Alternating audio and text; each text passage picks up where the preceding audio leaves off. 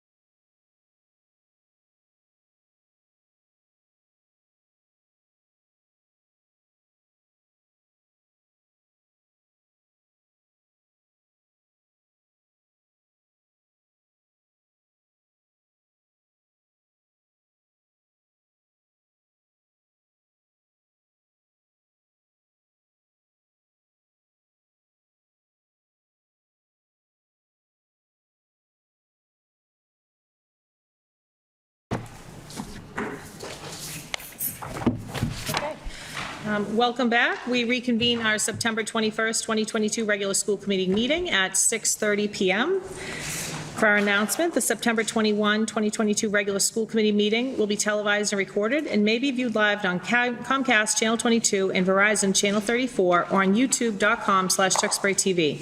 Under the open meeting law, the public is permitted to make an audio or video recording of an open session at a public meeting. At this time, I would ask if anyone is recording tonight's meeting to please identify themselves. Seeing no one, I would ask if everybody could please rise, and if our town manager, Mr. Montoya, would lead us in the pledge. I pledge allegiance to the flag of the United States of America and to the republic for which it stands, one nation, under God, indivisible, with liberty and justice for all. Thank you very much. First, I would like to recognize a beloved member of our school community who recently passed away, Barbara Silva. For those of you who don't know Barbara, Barbara was a community services preschool aide at the Heathbrook School. Not only was she a loving mom to her children, Michaela and Matt, but she supported Tewksbury Public School students with the same love and care. Her work with the students brought her joy, and her co-workers have described her saying that she always wanted to come into work and be with the kids. She was well respected by the staff and families. If you could all just please join us in a moment of silence in observance of Barbara.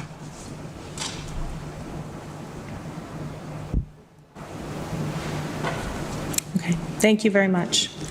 So I'd first like to welcome everybody back to school, our students, the teachers, the staff, and it's hard to believe that it's only been 3 weeks. So I'd like to recognize all those who worked so hard over the summer and got the schools ready for our students.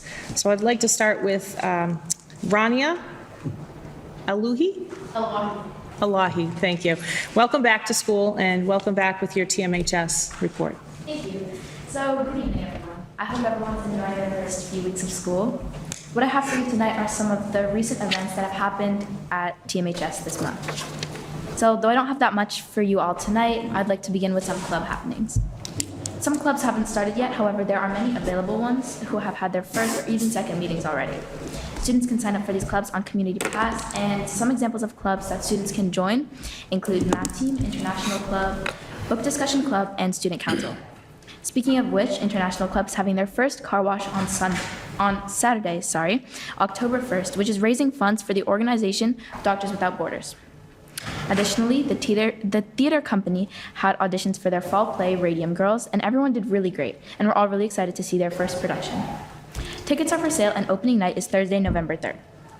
Some sports updates include that fall sports have begun, and captain's practices, which went on in the summer, have ended, with sports going back to their normal practice schedules.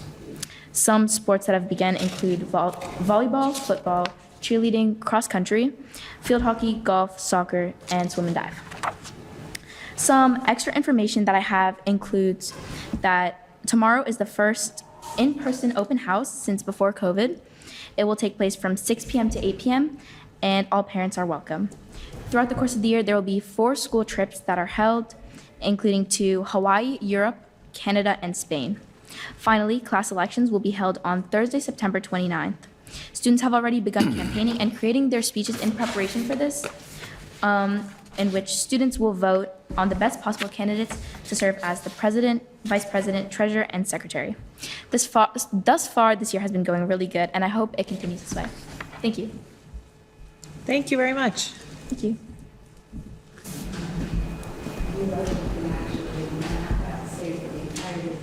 Okay. You're welcome. Okay, thank you. Thank you. And Mrs. Torowigan, if you wanted to introduce our... Sure, thank you, Madam Chair, members of the committee. Now we have been collaborating with the town to share space between our Department of Public Works and the Tewksbury Public Schools Maintenance Department. The planning of that project has been in the works for a few years now, currently the planning of the Center Elementary School. With us tonight is Town Manager Richard Montori and a team of presenters. Mr. Montori, you can take the podium up at the front along with your team. With Mr. Montori is Mr. Brian Gilbert, Director of the DPW, Kevin Hardiman, our Town Engineer, our architects Weston and Sampson, Mr. Tony Westphizer, Dave Libby, our business manager, and John Marshan, who one of the heroes that did bring our students back on board and his entire team. Thank you, John. Mr. Montori, whenever you're ready.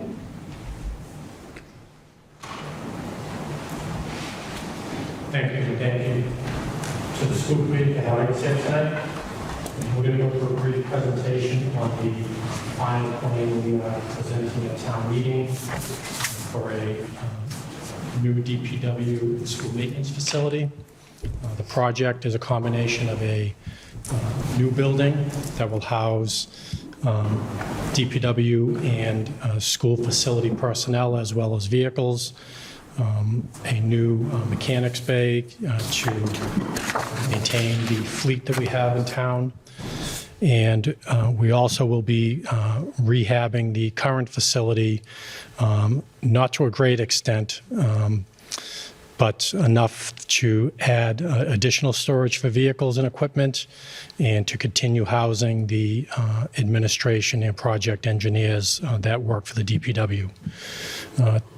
Tony Westbizer will be making the presentation from Weston and Sampson. They are the design team, a design engineer and architect on the project.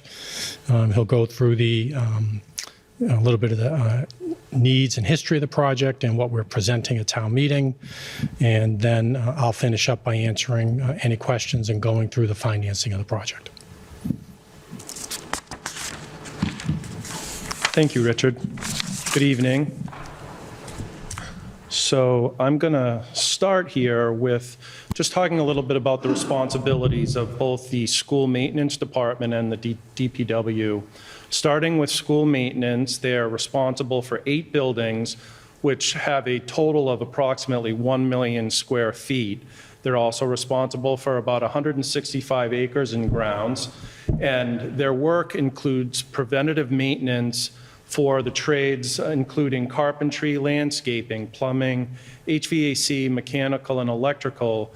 And their responsibilities also include, can everybody hear me okay? Yes. Also include snow removal. Just touching on the DPW, the DPW is responsible for repair and maintenance of town roads, maintenance of the town's stormwater management system, maintenance and repair of the town's water system, sewer system. The DPW is also responsible for maintenance of approximately 150 pieces of vehicles and equipment.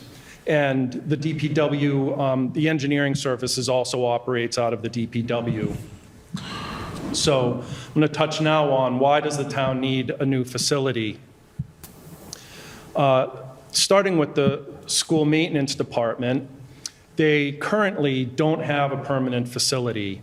The current temporary facility for the school maintenance department, which is a former fire station, was not designed for the purposes of the school maintenance operations.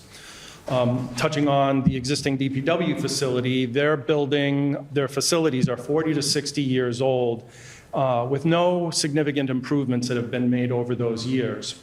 So the existing DPW buildings and the temporary facility for the school maintenance department do not comply with the state's building codes, including sprinkler systems, ADA accessibility, egress, and fire separation. So these deficiencies result in operational inefficiencies due to some of the space constraints. Some of the spaces are very tight, and they lack, the school maintenance department lacks a dedicated facility. So what is proposed?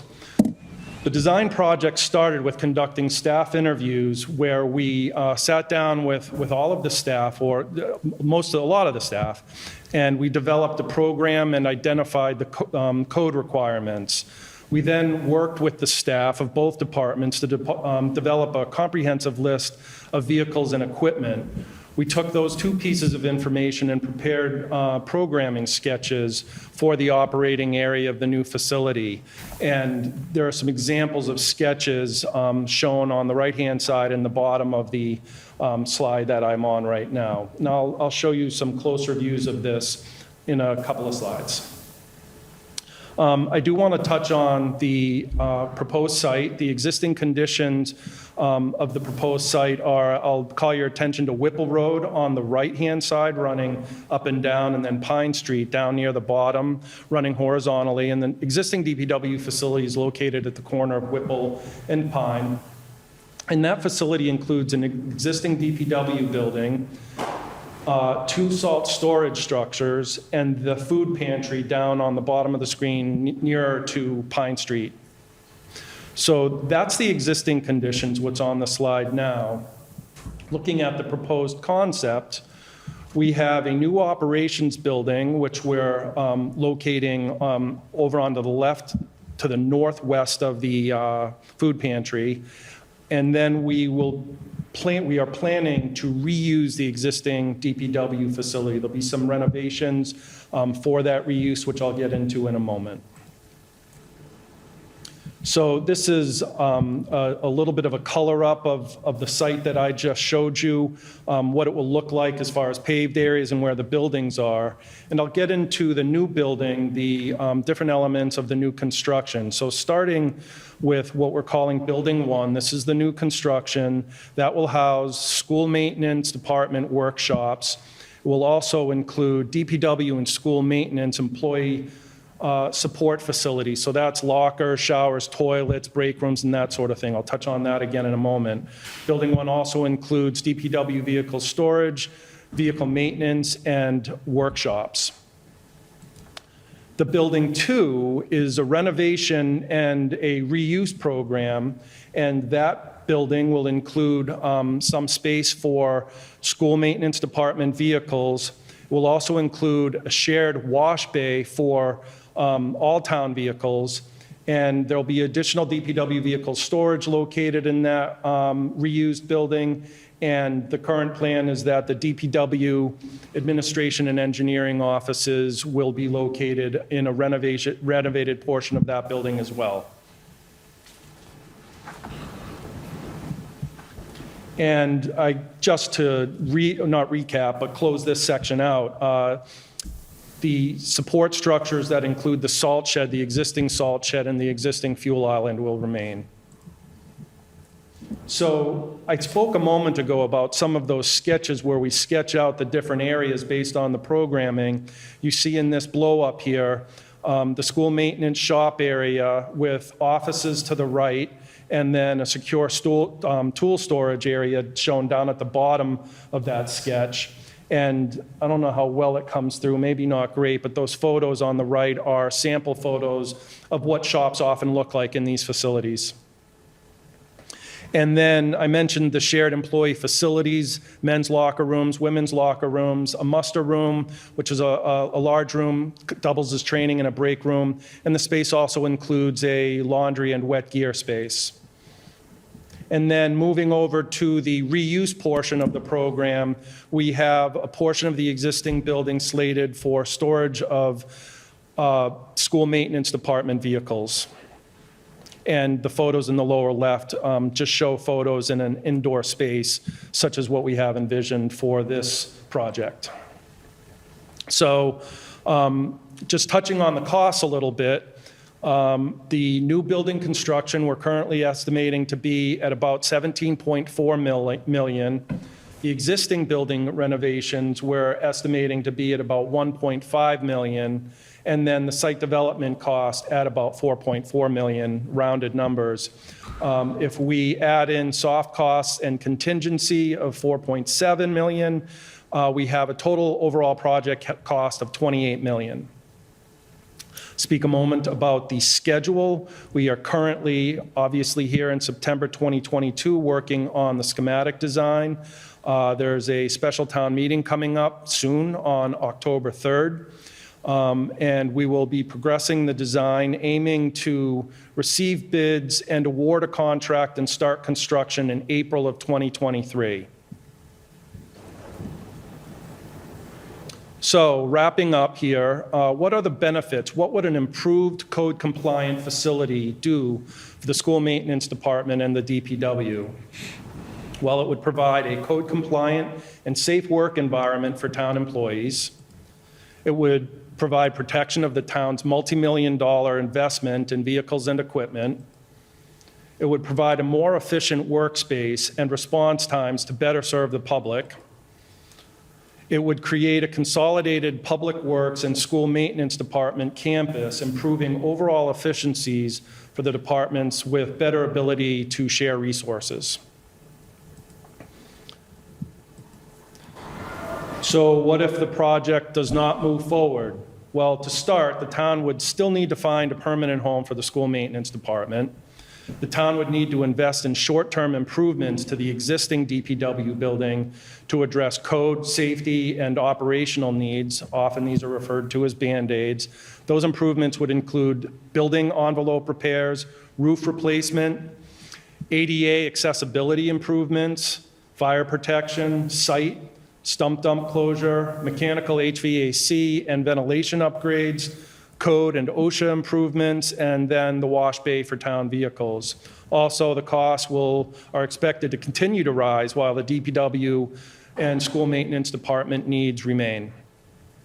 And that is my presentation this evening. I'm happy to discuss any questions you may have. Thank you very much. That was very helpful. Any thoughts or questions from anybody? Yeah, I do. Mr. Russo? Yep. Thank you very much for your presentation. You spoke about when you were showing the breakdown of the cost structure, about $1.5 million, I believe, in existing building renovations, and then you listed the things that would need to get done if we didn't move forward with this plan. Are all those included in that $1.5 million anyway? Because I think that building still has to get brought up to code, So right? that listing of things that would have to be done would be if the project did not move forward. Okay. The $1.5 million that was in the cost estimate were for renovations of portions of the existing building if it does move forward. So that listing of things is not, don't take that 1.5 to go. Okay. That would be another number that I don't have handy for you tonight. Okay.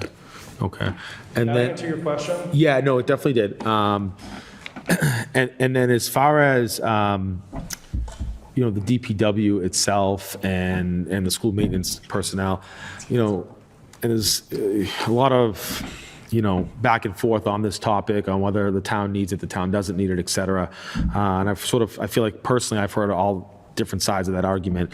I think one of the biggest things that I've heard with it is from a contracted services standpoint, and Richard, this may be a question for you or some of the DPW folks, about that in terms of, as it relates to the schools in particular, how much of that work is sort of contracted out and sort of how does that pertain to the school facilities that we have here?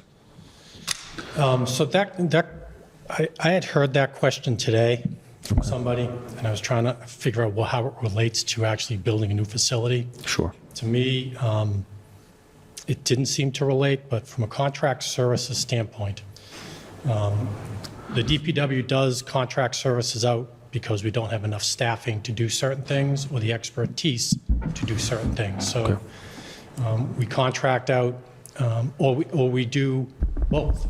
Our staff will do the work and a contract service will do the work. For instance, we do street sweeping as part of our DPW operations, and we contract out street sweeping in order to get it done in a timely and an efficient manner.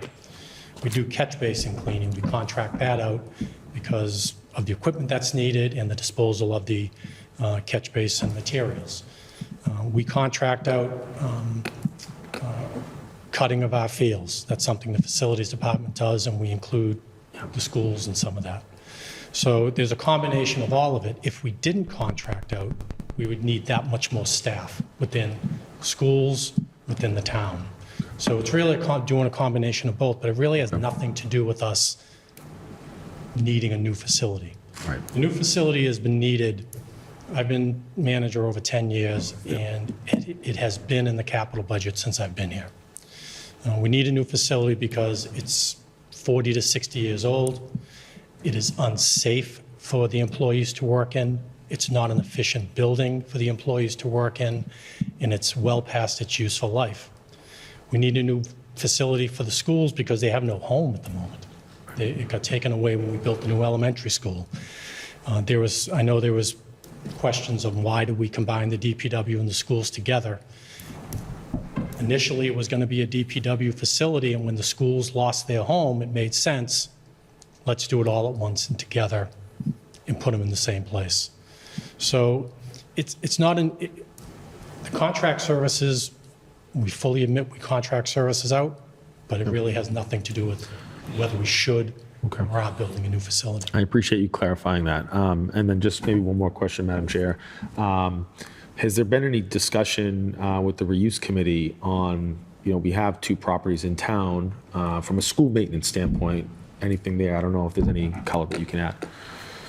So the reuse committee has not looked at either one of those schools to be used as a DPW or a school maintenance facility. There has been talk about, maybe turning the Trahan or one of the schools into a school maintenance facility, but if we have an opportunity to build it new on a site that currently is, Yeah. for all intents and purposes, a maintenance facility, why not go down that path? We have the funding available. Okay. This will put a use in a neighborhood that currently doesn't have a facility in it, so why do that to those neighborhoods? All right. DPW is already suited for that. Thank you. No questions. No. Thank you. And Mr. Parsons? I have no questions. Thank you, guys. Mr. Sullivan? All right, just a few along as a segue, thank you, Mr. Russo.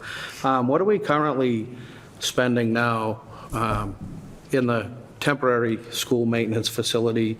And maybe I could get an idea of why that's not possibly a long-term solution. I've been in that building plenty. It seems like they've done a pretty decent job. We've invested some money in there. Seems like we're parking trucks in there. The guys and girls in maintenance seem to be working rather efficiently through there. Have we given any insight or thought into? So, the business manager can answer what the costs are ongoing for being there, but I could tell you that being there temporarily is one thing, being there long-term is another. That building, it has hazardous materials within the ceiling, within the floors.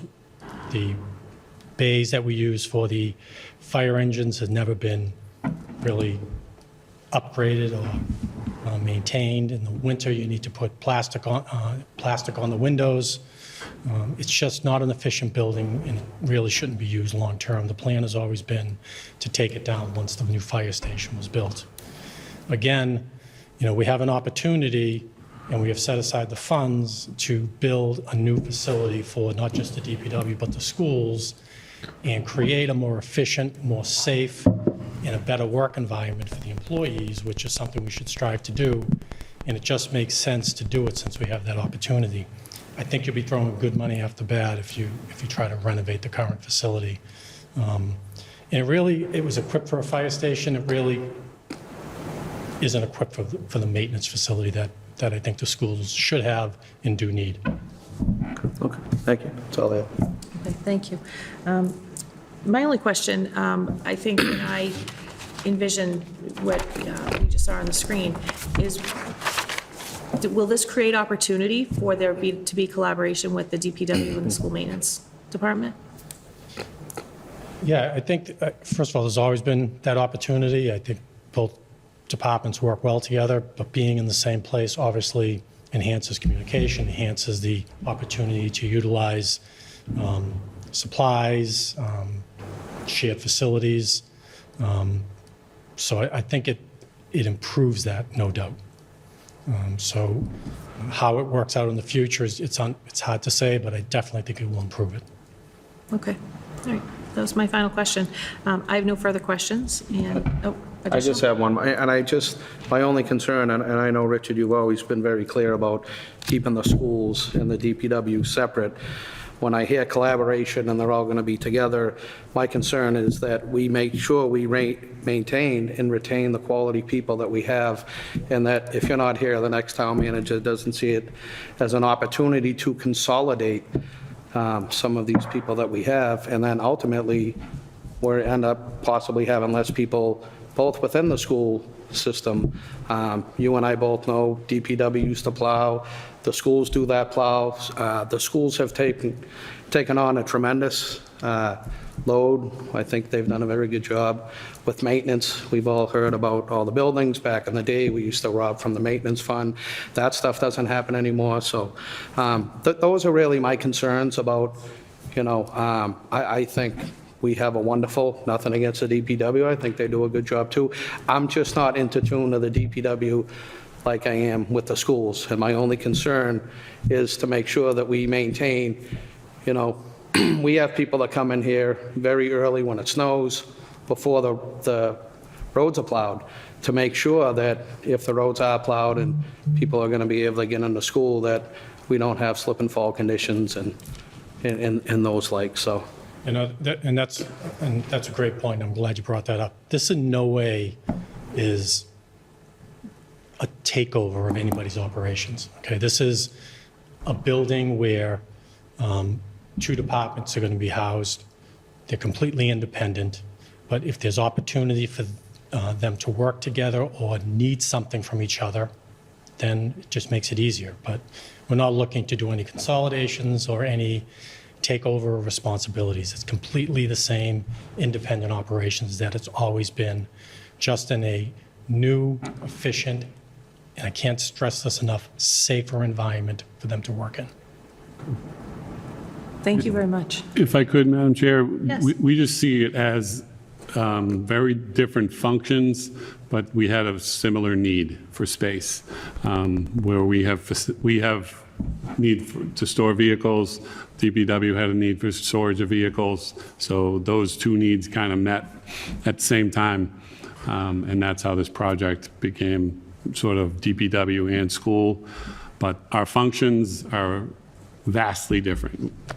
80% of what we do is inside buildings. 80% of what the DPW, well, probably 100% of what the DPW does is outside. So, you know, when we share, we do work with them on, you know, things like parking lots and, you know, sidewalks. If we can use their expertise on things like that, we do collaborate with them on those types of work and projects. But we do see the functions are very different. So we do want to definitely maintain our own maintenance folks separate, but just the facility would be shared. Thank you, Mr. Libby. Any comments, Mrs. Torrico?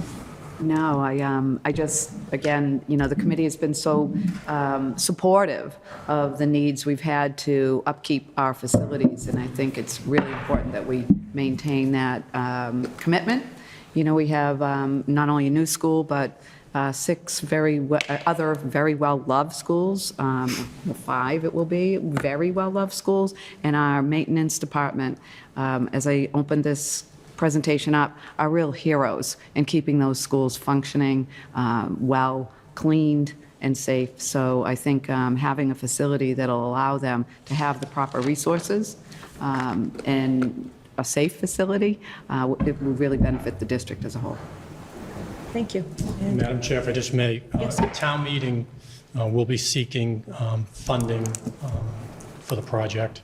We'll be looking to transfer $1.5 million out of free cash to help fund the project and to borrow $26.5 million for the project.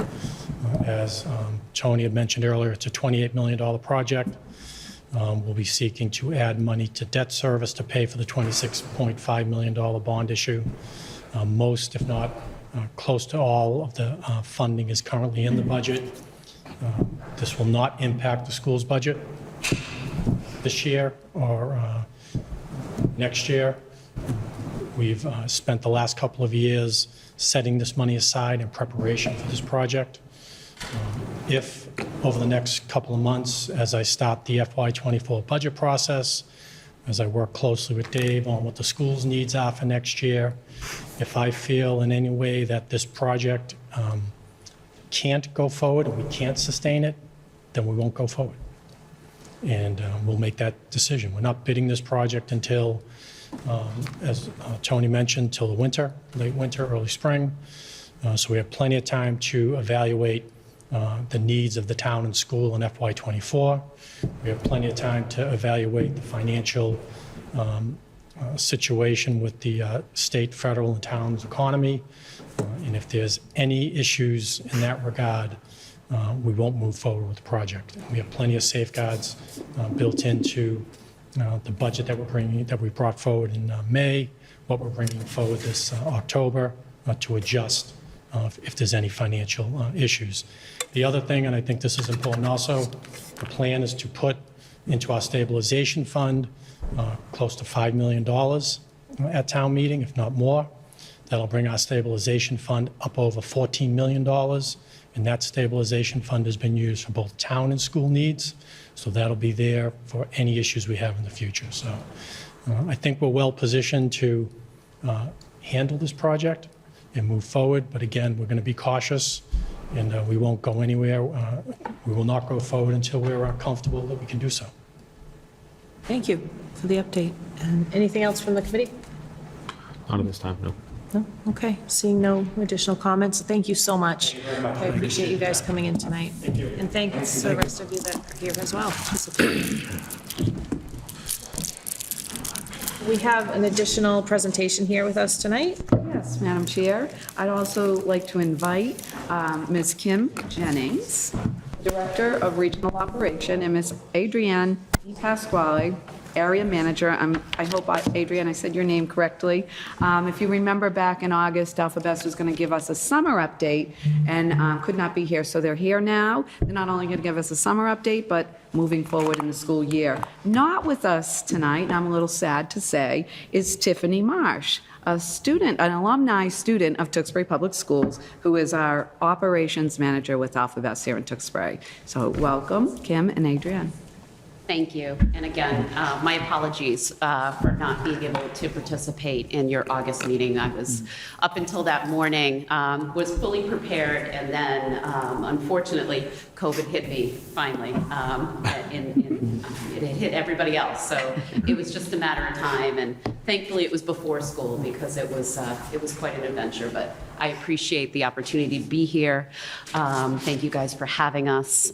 As mentioned, my name is Kim Jennings. I'm the Director of Regional Operations for Alphabest. I joined Alphabest last school year in early November. So certainly it's taken me probably the first 6 to 8 months to get accustomed to all the new pieces. Although new to Alphabest, I have been in extended learning and programming for over 25 years of my career. I've been fortunate to partner with lots of school districts and work in many different environments, and then had the opportunity to come to Alphabest this past November. So I've spent some great deal amount of time learning Tewksbury and the surrounding areas. Fortunate to have had Adrienne, who also joined us in September of last year, had come to us with an extensive background. She was a school teacher and then joined us in September to help in operations. And then, of course, once again, lucky, as you guys just mentioned, Tiffany was on our team at a site level and then stepped into the operations role. So I've kind of been in a lucky standpoint where we've had a lot of great folks and had that opportunity. And I know we've spent the last year really focusing on the partnership, not only with the families, but with the schools, ensuring that the children are receiving, that the children are receiving the enrichment and opportunities both before and after. Oh, no problem. I'm like, wait a minute. I didn't cue that up. So we've certainly focused on that. Although Alphabest is a national organization, really looking at Tewksbury and making it, part of Tewksbury. Tiffany spent, and we'll share some videos with you, partnering collaboratively with so many community-based organizations, the schools, high school teams coming in, local dance academies, local opportunities coming in and out of the summer programs, which has been huge for us. So it's been a great year. I know I certainly definitely jumped over a lot of hurdles my first 6 months trying to understand some of the pieces that were in play before, but I was pleased when I met with the administration here over the summer to really report on many of the successes. I brought a packet this evening so you guys can share an impact report showing you the enrollment that we came out of last school year with, the enrollment that we had over the summer, which was our highest enrollment ever. We had over 100 children that were registered in the program and certainly serviced daily over there, which was huge for us. Last year, I want to say it was 50, it was much smaller. The need is there. The families have certainly come out and supported what we're doing. We're currently back in all the schools this fall.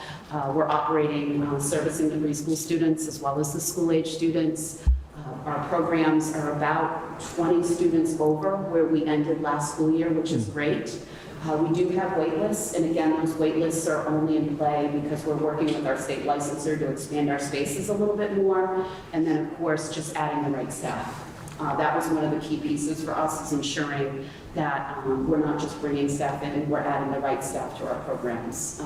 We ended last school year with 37 of our employees that were also shared employees, so Tewksbury Public Schools or Tewksbury residents, and we came into the school year with that same capacity. So they're serving as site coordinators, group leaders, as well as assistants in our program. We're actually fortunate to have some high school students that come in and help us too. So we're really pleased. We're using this year as, the opportunity for Tiffany, myself, and Adrian to really focus again on your new schools, some opportunities that are happening, understanding, the needs of the community, and just continuing to grow. But I'm always here as a resource. As I've been meeting the school committees, I want to know if there's information. If you're hearing information out from either families, or you're at the ball field and somebody says, oh, I couldn't get into Alphabet, or the prices are too high, or this or that, I need to know that information. We've worked really hard to ensure that our program is accessible for all families, whether it's financially or just available. We're certainly understanding that there's some things that we need to keep fixing, and as I keep saying, it's been pivoting just to make sure, but this is meant to service your community and your families, so please provide that information. I put my business card in all of your packets, so that gives you my email and my cell phone, which I offer to anybody, because I want to hear that information. Adrian and I, we want to get on the phone, we want to hear that. We want to, anybody who has a frustration or a celebration, those are really great too. Please do share with us. So I'll give these packets to you, and that'll give you the information from the impact report, and certainly just some additional information. I also added some of the great things we're doing to recruit staff and to have some staff retention as well. And then I added just a little snippet about our curriculum and some of the great opportunities that we have. So that's my piece. We also have a video, so I'll have that too, but I certainly wanted to open, if there's any, can I hand these? Sure. Sure. Yeah, absolutely. Okay, perfect. Thank you. There you go, sure. Is there questions that I could answer? I have a question. Yes, please. You mentioned that there's a waiting list. Yes. How many families do you have currently on your waiting list? Absolutely. So currently, our numbers as of today, that I told them, Heathrow, 63 students, and we have 14 on the waiting list, but that's a variety. That's not 14 students waiting to get in every single day. That's just 14 families. And that's a mix of families that need daily care, or what we offer, something that allows families to utilize our program as in a drop-in capacity. At the Ryan, we have 21 students, 21 families registered. At the Dewey, we have 62, and that's where the other wait list is. There's 7 families that are waiting on that wait list. Trahan, 35. 41. So that gives us a total of 222 students currently that we're servicing, with 21 on the wait list, as I said, and then the 10 additional, that brings us to 232. We provide that GAP program for those preschool families, so we do have a preschool element as well. Did that help? Yes. Okay. And we're working right now, so Adrian and I have committed to, by early October, to lighten the wait list. So what we have done with families is also, if they needed 5 days, we contacted them to say, well, we have 3 days available. Could we put you in 3 days now, and then add 2 more days once we hit all the capacity? Normally, our days that are heavily attended are the early release days, or those. So that's where we have been very, very creative, or trying to be. Thank you. I was going to follow up with to see if there was extra capacity on those half days, early release days, before a long weekend, holiday. 'Cause as a parent of younger kids who used to use the service, those would typically be the times then and working with the school on professional development days and all of those to make sure that there's bumped up availability on all of those days as well. Yes, so we generally, so for the full days, we generally consolidate into locations in order to enable us to provide more care for more students. So the capacity is changing a bit during that time. So we should be able to accommodate. Plus, on those days, instead of having staff at all different locations, we're able to consolidate it, kind of as we did this past summer. So we used the rec center or we used other locations in order for us to provide services. The early release days we're working on, and that would be part of those pieces as well. So our goal is within the next 30 days to be able to lighten the wait list, expand our capacity with licensing, so that those families can be serviced. But again, if there's specific families, please have them reach out to us if you have heard from them, because we're trying to be as great as we possibly can. Okay, thank you. Okay. Mr. Russo. No questions. Thank you very much for the information. It's very helpful. Of course, thank you. Mr. Parsons? No questions. Thank you. Thank you. And Mr. Sullivan? Just a comment, I heard some wonderful things about the summer programming down there in Alphabet, so it was my understanding they brought a bunch of sports teams, high school kids, both boys and girls down that spent some time there, so I think that's wonderful. I think it's great interaction, and I'm not sure who spearheaded that, but certainly I was very happy to hear that and get those compliments as you referenced down on the football fields on the courts that I attend and the sports arena, so thank you for that. Absolutely. Tiffany Marsh really spearheaded that campaign. She, as a resident of Tewksbury and alumni of the schools, was really passionate about finding that connection and creating a partnership with the district. What a nice way to have the high school kiddos mentor our younger kiddos. And we had discussed at the end of the summer finding a way to even infiltrate that into our school year programming, as well as think about next summer and how that can look as well. It was a really wonderful program. We saw some of the best moments with some of our campers with those high school students in those athletic moments. It was fantastic. Great, thank you. And I just have a few comments and questions. First, I agree with Mr. Sullivan. I love to see that collaboration. But then also, I caught you saying that some high school students assist you and help you. So I love the fact that you're pulling in some of those students, especially if they're in the program for childcare, early childcare. So I think that's fantastic. I did have a person reach out to me not long ago with questioning and concerns about how well are you incorporating students with special education needs in terms of, and I understand the relationship and how it works, but just kind of a little bit about your philosophy would be great to hear. Of course, yeah. And I can speak from an organizational standpoint, and I'll have maybe Adrienne, because she works a little bit more intricately with the schools. So as an organization, we identified that we've had an influx of students that just have additional needs, and it's across the board. We were fortunate last year, right around this time, to partner with an organization which is called KIT. It's called Kids Included Together, which is a national organization, and they're the largest partners of the military. They work with the military to ensure that that they're servicing all those children, to make sure that they have adequate space, and those kids are moving a lot, so ensuring that they're safe in those spaces. So what that provides to AlphaVest is that as a child is identified as having a need, we're able to collaborate with this organization. It primarily provides support for our staff, making accommodations, adding additional trainings, coming up with different plans that are unique to that child's need or development, and incorporating them into the program. Certainly, our goal is always to have every student eligible to participate, but we always are upfront and honest with families to say as much of a partnership that we can do with the families in the schools to just understand what those child's needs are, because we want them to be safe. It's always about safety for us. It doesn't, their need is certainly a piece, but it's about safety to ensure that, that when we're out on the playground, that they're going to be safe there or in different spaces. And, we always talk to families that if they're going from an environment that's very different during the school day to an environment like ours, that's a transitional change for them. And how does that work?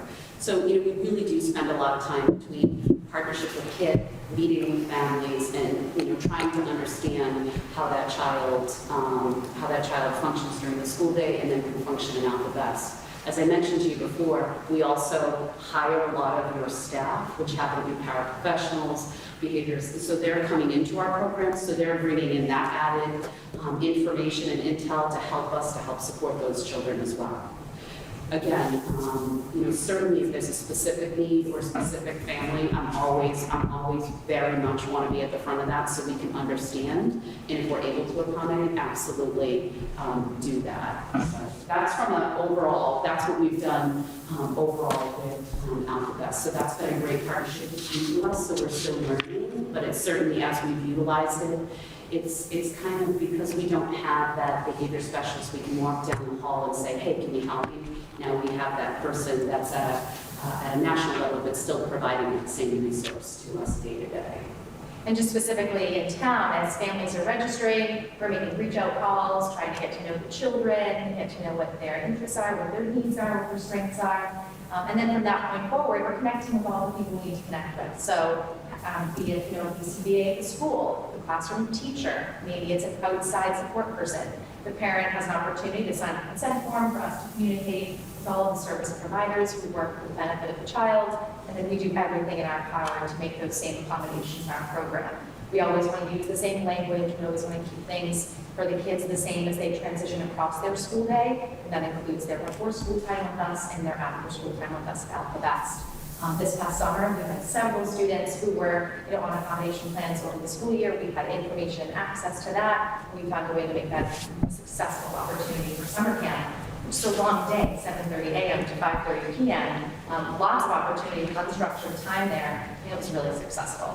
So we really do everything we can. Tiffany Marsh has some expertise from her work in the district, has some great connections with the staff across town, and so she too has been a really nice asset and able to help us with all the children, which is great. Thank you. That's a great update. And then my parting words would be if you do any sort of family satisfaction surveys, I think we'd love to see them, to hear the good news and the things that you're doing. So Those in November and March, so I will absolutely be providing those back to you.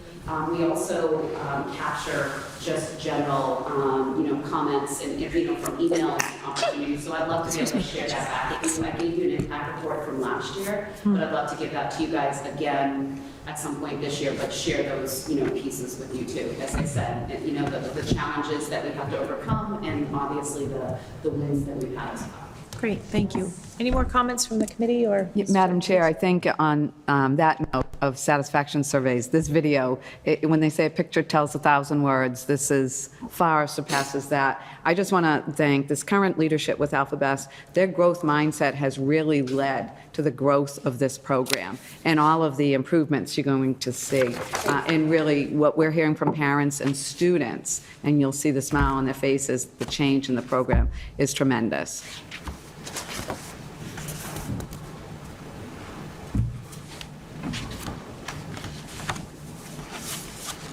And I might add, during probably the hottest summer we've encountered. Which is great, but it was hot. But the rec center was air conditioned and it was lovely.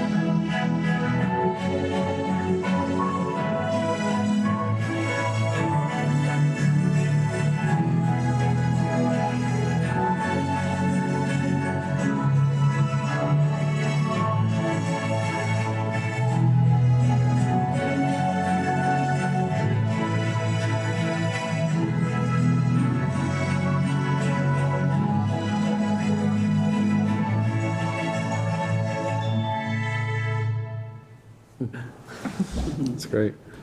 Thank you very much. Thanks for allowing us to join you this evening. Yeah. It was worth the wait. Okay.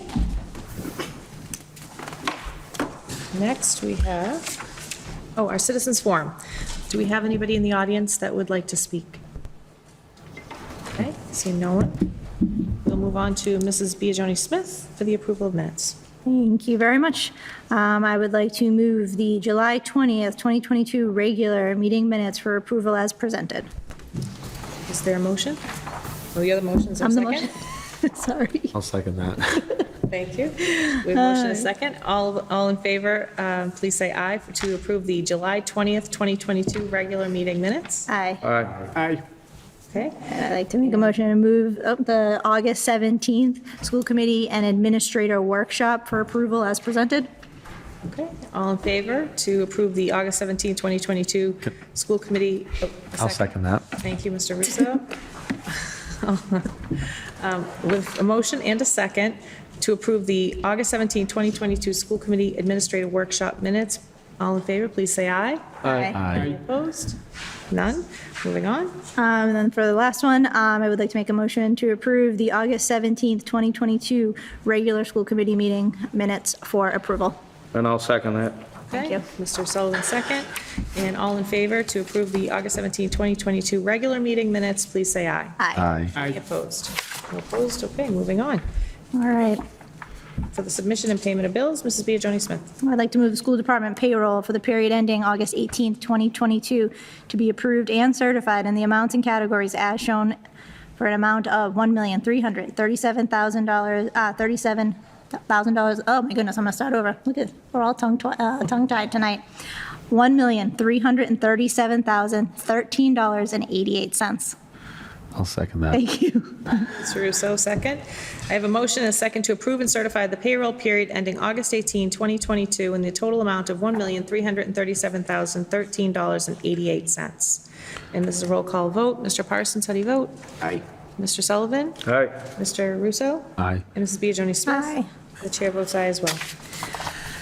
All right, I move to the school department payroll for the period ending September 1st, 2022 to be approved and certified in the amounts and categories as shown, a total amount of $1,485,063.49. I'll second that. Thank you. Seconded by Mr. Russo. I have a motion and a second to approve and certify the payroll period ending September 1st, 2022 in the total amount of $1,485,063.49. How do you vote, Mr. Parsons? Aye. Mr. Sullivan? Aye. Mr. Russo? Aye. And Mrs. Biagioni Smith? Aye. And the chair votes aye as well. And the last one, I move the school department payroll for the period ending 9/15/2022 to be approved and certified in the amounts and categories as shown for a total amount of $1,465,934.50. I will second that. Thank you. I have a motion and a second by Mr. Russo to approve and certify the payroll period ending September 15th, 2022 in the total amount of $1,465,934.50. Mr. Parsons, how do you vote? Aye. Mr. Sullivan? Aye. Mr. Russo? Aye. And Mrs. Biagioni Smith? Aye. And the chair votes aye as well. And if we could now hear from Mrs. Terry O'Regan on updates. That was perfect, Ms. Garabedian, thank you. Before I begin my updates, I want to acknowledge someone very special in the audience tonight, Ms. Jane Tremblay. Jane is with the Massachusetts Association of School Superintendents, specifically with the new superintendent induction program, and Jane is my coach. So I asked you to go a little easy on me tonight so I don't get assigned a great amount of homework from Ms. Tremblay. Kidding. Okay, Madam Chair, members of the committee, while it's been a month since we last saw each other, quite a bit has happened. We successfully started a new school year. All of our teachers, aides, administrators, and school staffs attended our first full staff in-person opening day keynote and back-to-school training on Monday, August 29th. I think it's important to note for you that it has been 3 years since the summer of 2019 that we have been all together in person to start the school year. It's an understatement to say you could feel the positive buzz and heightened energy felt by all to be finally back together. We kept the message very positive and inspiring, with the theme of our opening day being belonging for all and teamwork, and that we are a team, Tewksbury Public Schools, stronger together and better when we're working as a team on behalf of our students and families. You'll see that on the front of the cup in front of you. On the second day of professional development for our teachers, Tuesday, August 30th, we had psychologist Alex Hirschberg educate the entire staff on the science of student behaviors, regulation and dysregulated behaviors.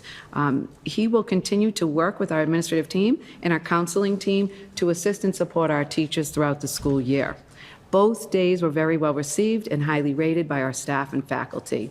As an update, you may have noticed the packet is much thinner than last August, especially in the consent agenda. That's because while we do still have some aid and some special ed positions still yet to be filled, all of our teaching and long-term teacher substitute positions have been filled. That's very important for you to know, because on Wednesday, September 1st, we welcomed our students back and kicked off the school year with them.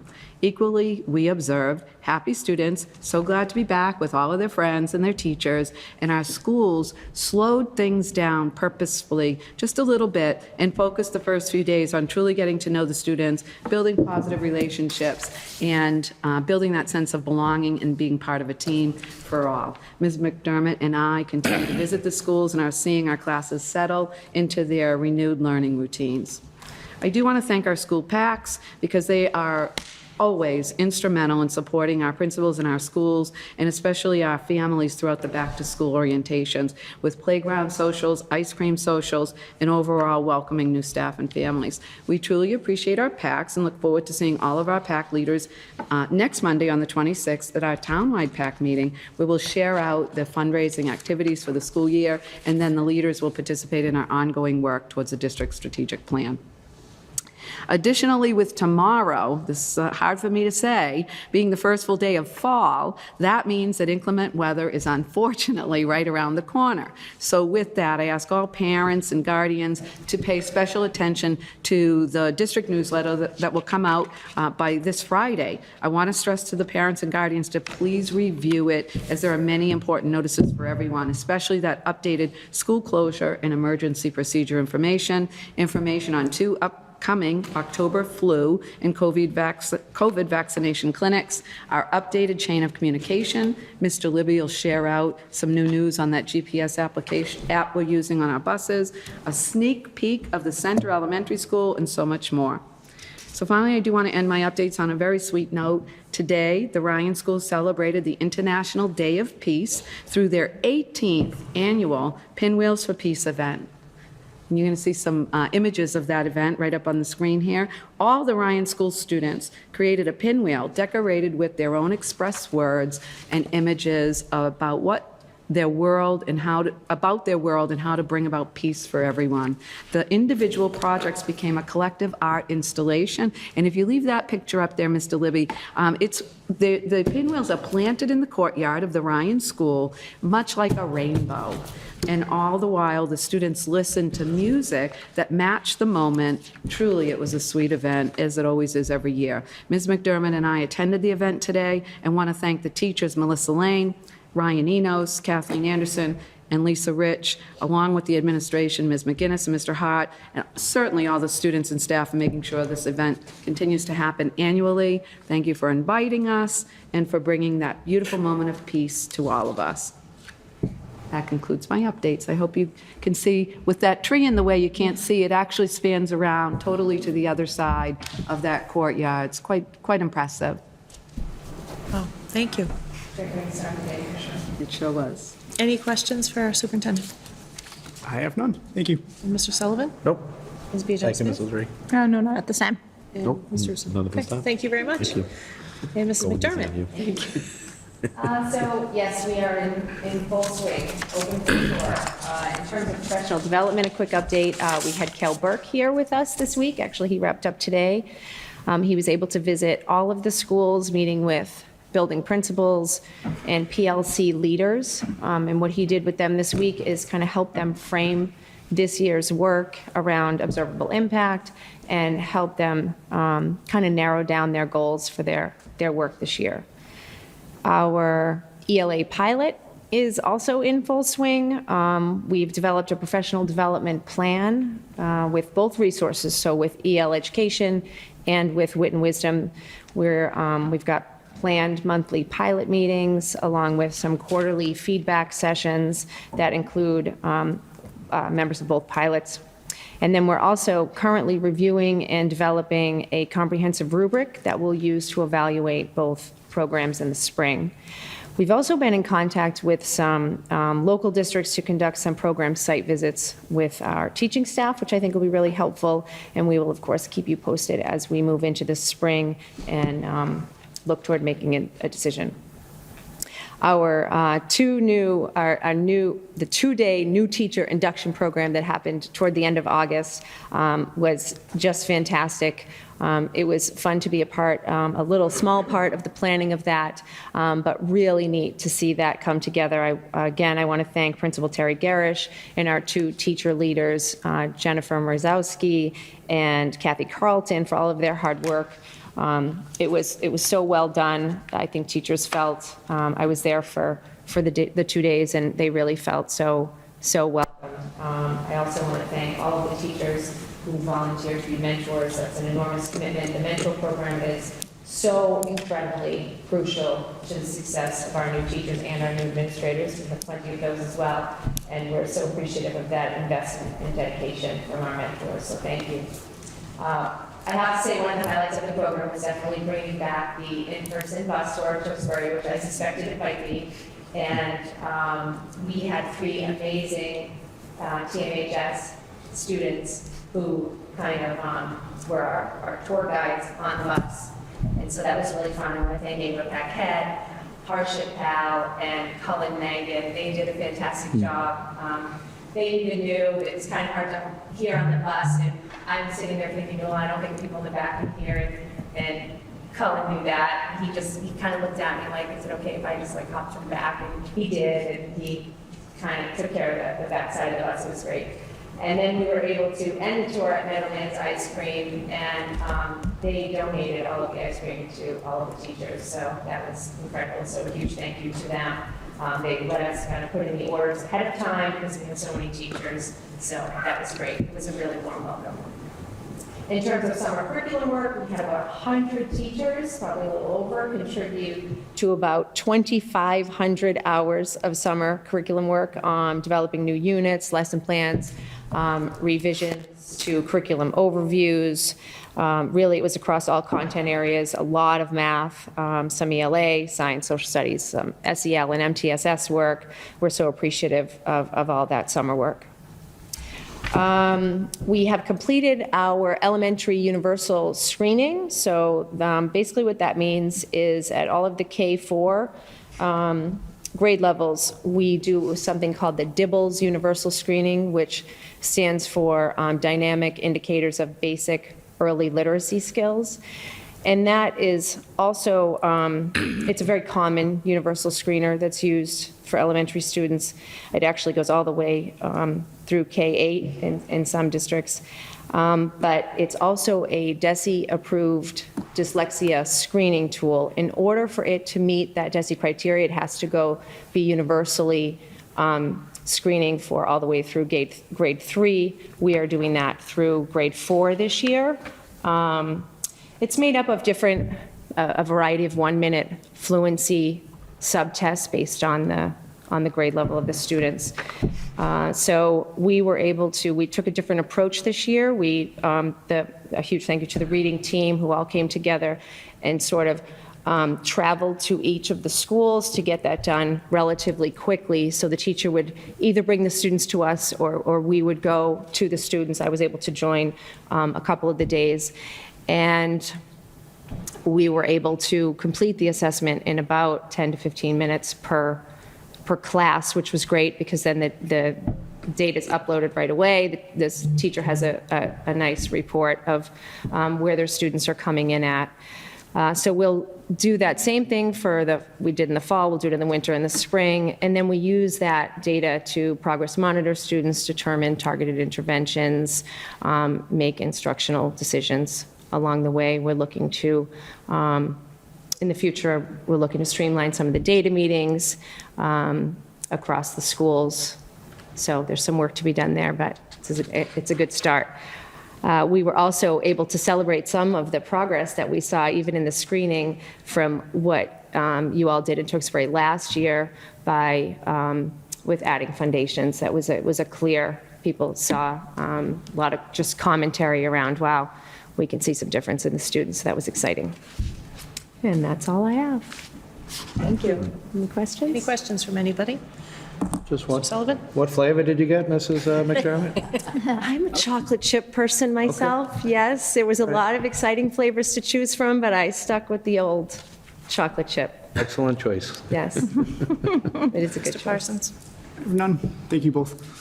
Mr. Russo? Just actually one question, although it's a tough question to follow up with, Mr. Sullivan. I did not have sprinkles. No, you brought up one topic, though, at the beginning of your update about professional development and those first couple days. Just sort of the overall feedback and, feelings from teachers. Obviously, it was very positive. Again, Mrs. Regan, you mentioned first time in 3 years, everyone was able to come together. Just in terms of sort of, and I know there's been a lot of thoughts about professional development overall across the district over the last couple of years. And so can you just maybe speak to a little bit about sort of how that went over and overall? Yeah, I think the feedback was very positive that we were giving them time to be together and celebrate being back together. There was a real positive vibe they shared. I think a lot of the ongoing feedback, we did an exercise, kind of a stop, start, continue, like what's going great and at Tewksbury Public Schools that you want us to continue, what do you want us to just stop doing altogether, and what do you want us to start? Do you have any great ideas for us? And so we've been combing through, and they did that right there, so we got a ton of responses. So we've been combing through that, and what's standing out, PD was definitely one of the top things for stopping and starting. It was interesting. Kind of stop PD that they don't feel might pertain to them, and start more kind of content-specific PD. So we're trying to think about ways to facilitate some of that. Okay. It's cyclical. I think if you remember, those of you that have been here a few years now, have been watching, curriculum wasn't the top choice of what everybody wanted for professional development some years ago when we were doing some mapping and work. And now what we're hearing, especially through the last few years where they weren't together as often, that's something they want to get back to. So that was really enlightening for us to see. I think what you're also hearing, and Ms. McDermott's not taking enough credit, really bringing in this different approach to benchmark our students. And saving that time for our teachers and getting that data more quickly into the hands of those that need it was amazing. So we promised the staff on First Day PD that we're here to support you. We're working on systems to do that. You've supported bringing in new coaches. And when that whole team came together, the reading teachers, the new academic aides, the coaches, Ms. McDermott, Felicia Chinanovich, and they called it a SWAT team approach, but they really were able to imagine getting a whole class in for this assessment in 10 to 15 minutes and just do each school like that and have that data within a week for every grade level. So, we brought forward what we want to start, and that's additional, bringing the supports to them, and I think they really showed that, that's what we're going to do. So there's a lot of variety in the feedback. Yep. Mostly positive. Yep. But mostly thank you for the support and the way that we approach day 1 and 2. Yeah, I think they also liked, Brenda was very kind of open just about who she is and her core values, and we all did the same. All of the, we were together with some of the other directors, and we tried to keep just sort of a light welcome back. We're so happy that you're here. We want you to know a little bit about us. And I was pleasantly surprised at how much they appreciated kind of the human approach that we took. That was clear in the feedback, that it was nice to just sort of take some time to get to know us. And I think the message really was, we're focusing on being back, building a team, building a positive, collaborative working environment where we want everybody to feel like they want to be here, right? We want to be here. We want them to want to be here.